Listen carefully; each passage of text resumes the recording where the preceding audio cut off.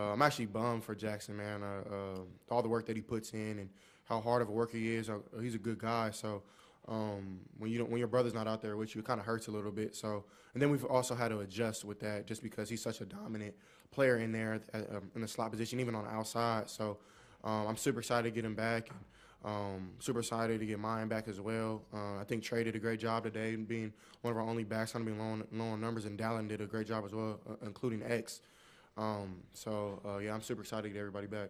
We'll go over here. Steven Means and then Clay on this side, and then Tim May next over here. CJ, Emeka was talking about when there are mistakes like that, you're very calm in games, while in practice you're maybe a little bit more edgy to get the rep back and get the rep back. Why take the more edgy approach in practice, and why are you so calm in the game? I definitely think Mecca kind of hit it on the point. I think the reasoning for that is just practice is harder than the games, if you ask me.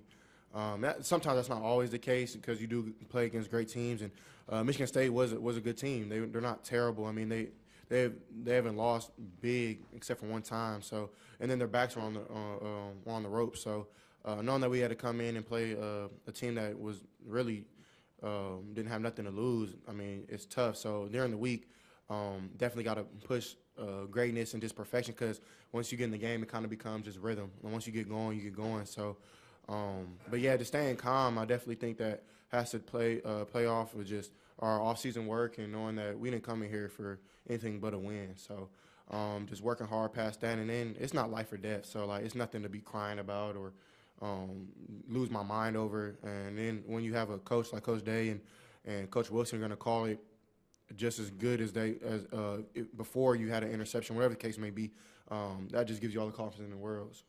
Over here to the right, Tim. Yeah, two quickies, CJ. Number one, the dime you dropped in on Marvin Harrison Jr. down the right sideline wasn't even a touchdown, but you stood in the face of that blitzer and delivered that pass. Just take us through that about playing. How cool did that feel leaving your hand? And then number two, you're the first quarterback to have 3 6-touchdown games, passing games in Ohio State history. What does that mean to you? Yeah, the one was third down. I want to say it was probably like 3rd and 4 around there. They were in like a split mugs look, knowing that my linemen were in a lock squeeze, which is basically they squeeze down the linebacker and the end will come free. The first time they ran that, I think that's what they did the second time, because they did it 2 times in a row. And I told Mecca to do something if he comes, and I thought they zone dropped instead of staying in man-to-man. So I didn't want to throw it in the middle blatantly without seeing what was in there. So knowing that Marvin is a really good one-on-one matchup, I just try to give him a shot. I had somebody in my face, but, I mean, I definitely think that I try to just stay in there as strong as I could and deliver a good throw, because, I mean, those type of moments in the game are really big, because if you don't convert right there, then it's a short field for the opposing team's offense. And I definitely think those are big-time downs. What was the second question again? I think you're the first player ever. Yeah. I'm sorry. Yeah, it's a blessing, man. Definitely all glory has to go to God, because, I mean, I wouldn't even be at a place like Ohio State, 2,000 miles away from home, somewhere I never thought I'd be if it wasn't for him. So I'm super blessed just to be able to go out there with my brothers. But it's not just me. It's my linemen. It's my receivers running great routes, my tight ends blocking and running great routes, and my running backs toting the ball so good. So it's a small part by me. Over here, Clay Hall. Yes, CJ, when you look back at the run of quarterbacks here recently, JT, Cardell, Dwayne, Justin, are you inspired or motivated by them and the success that they've had in the – I mean, is this quarterback you? I mean, it's starting to, over time here, to make a real impression. Yeah, that was definitely one of my reasonings for coming to Ohio State. Of course, with Coach Day's offense and the great players, and then of course practice. That was a big reason why I came here, because of practice, just going against the best every day. But yeah, I mean, I look up to those guys like JT. I look up to Joe. I know he was here. Dwayne, RP to him. I write him on my wristband every week just to give.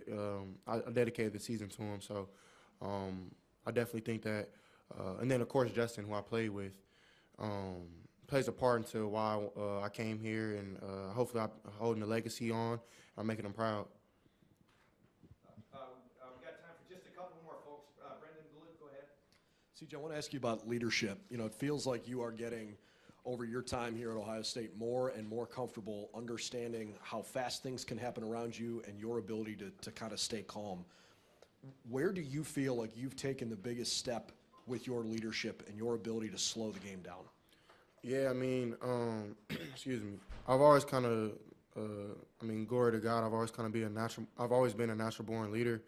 I've kind of always been the quarterback on my team. So, just early on playing with the Altaloma Warriors when I was young, playing with the Pomona Valley Steelers. Those are two youth teams, but they teach you to be like that as an early age.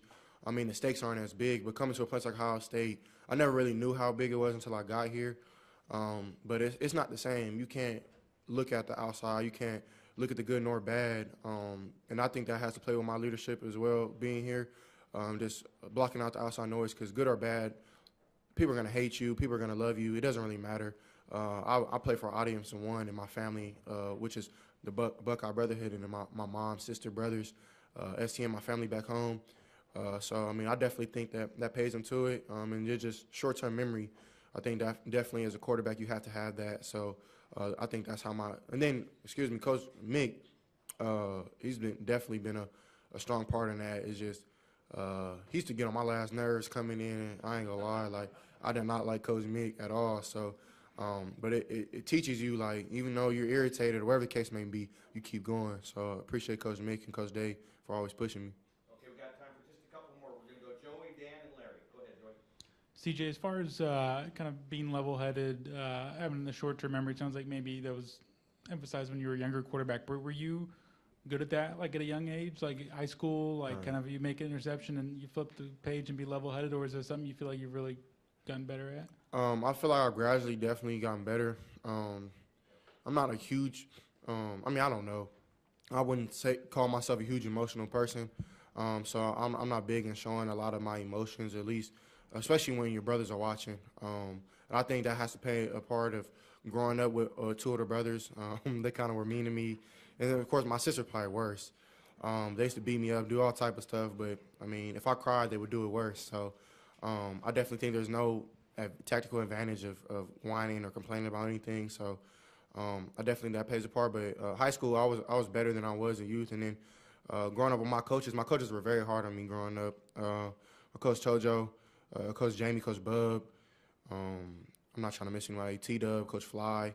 They yelled at me. They did a lot of crazy stuff, like a lot of hard workout. So, but it grooms you at a young age just to realize, like, the role that you have and the responsibility you have as a quarterback on a football team. So without them, I would never be here. So shout out to them.